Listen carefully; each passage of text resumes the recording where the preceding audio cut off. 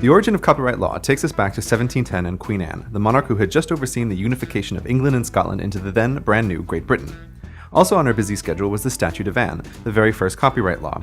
It gave authors control over who could make copies of their books or build on their work for a limited period of time. Later, a group of rebellious colonists thought that the Statute of Anne was a good idea, and so copy-pasted it into their own constitution, giving Congress the power to promote the progress of science and useful arts by securing for limited times to authors the exclusive right to their respective writings.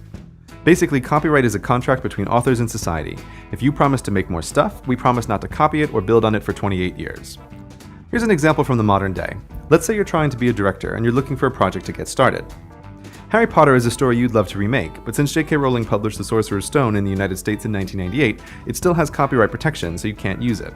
Instead, you need to find something from a long time ago. For example, George Lucas released Star Wars: A New Hope in 1977. That's more than 28 years ago, so great, get filming. Alas, no. While Star Wars should have lost copyright protection in 2005, it's actually copyrighted until 95 years after publication, not 28. So you can't use it unless Lucas lets you. Why does his copyright last for ages?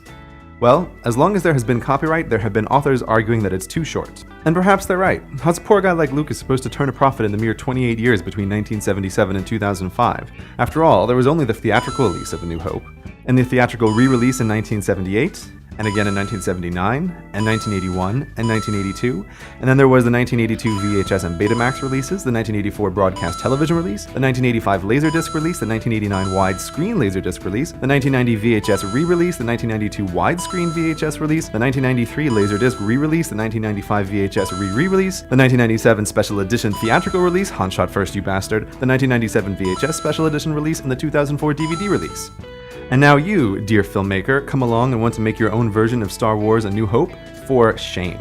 That's like stealing food right out of George Lucas's mouth. 4 times, Congress has agreed with authors that the length of copyright is too short to turn a profit and has so extended it. First in 1831 from 28 years to 42 years, then again in 1909 to 56 years, in 1976 to the lifetime of the author plus 50 years, and in 1998 to the lifetime of the author plus 70 years. That's a great deal for authors who have already made stuff, but does it really help society get more books and movies? It's hard to imagine, for example, that Edgar Rice Burroughs started writing A Princess of Mars and Tarzan in 1911 because the copyright laws had just been extended and would not have done so otherwise. Or that J.K. Rowling, while living on benefits in Scotland, was busy doing the math and wouldn't have written Harry Potter if the copyright protection was just for her whole life and not an additional 7 decades thereafter. Because exactly who needs incentives after they're dead? Dead is the point at which literally no incentives in the whole universe can compel you to write one more screenplay. Because you're dead. Dead, dead, dead, dead, dead. If you're the kind of person who is only motivated by plans that unravel after your demise, you're either amazingly awesome or deranged. But so what?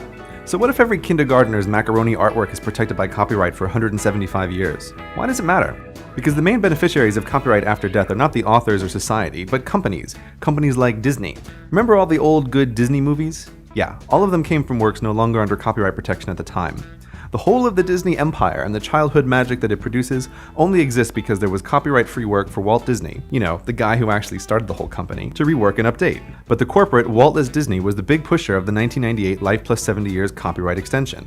It made sure that no one could make a more popular version of their movies in the same way they made a more popular version of Alice in Wonderland. This near-infinite control subverts the whole purpose of copyright, which is to promote the creation of more books and movies, not to give companies the power to stop people making new creative works based on the efforts of their long-dead founders.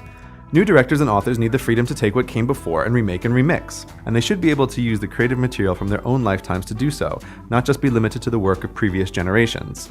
At the end of the century, George Lucas wrought upon civilization a new word: anticipantment.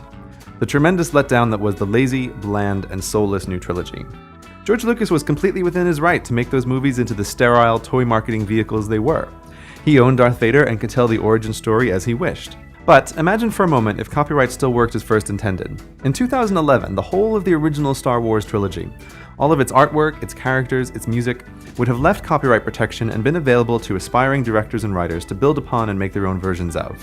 There would have been a treasure trove of new Star Wars stories for fans to enjoy. But as long as the current copyright laws remain as they are, no living person will ever get to tell a Darth Vader story, or a Harry Potter story, or a Hobbit story, or any other story that matters to them that the author or, when they're dead, their company disagrees with.